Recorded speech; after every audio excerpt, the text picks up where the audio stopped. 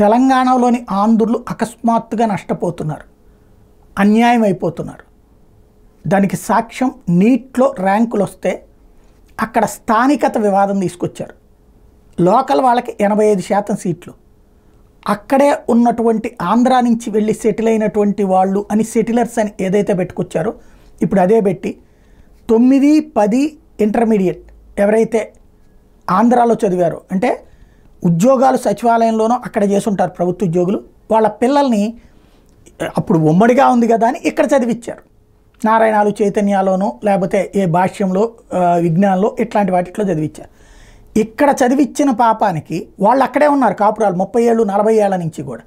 కానీ చదివించేటటువంటి సందర్భంలో ఇక్కడ చదివించారు కాబట్టి వాళ్ళకి ఇప్పుడు స్థానికత రాదు అంటూ వాళ్ళ అక్కడ ఇచ్చిన జీవోలో ఆపేశారు. దాని పర్యవసానం ఇప్పుడు అక్కడ వాళ్ళు సీట్లు కోల్పోతున్నారు. ఒక్క తెలంగాణకు సంబంధించిన పార్టీ నాయకుడు మాట్లాడట్లేదు, ఎందుకంటే తెలంగాణకి వాళ్ళకి సీట్లు అని చెప్పి అక్కడ కూడా వస్తాయి. ఆంధ్ర నాయకులు ఈ ఓట్లు ఎట్లాగో మంది కాదు కదా అని చెప్పి వదిలేశారు.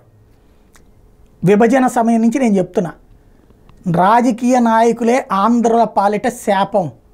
మోసగాళ్లనే నమ్ముతున్నాం, మోసం చేసిన వాళ్ళనే నమ్ముతున్నాం, మొసలి కన్నీళ్ళనే నమ్ముతున్నాం. అదే సాక్ష్యం.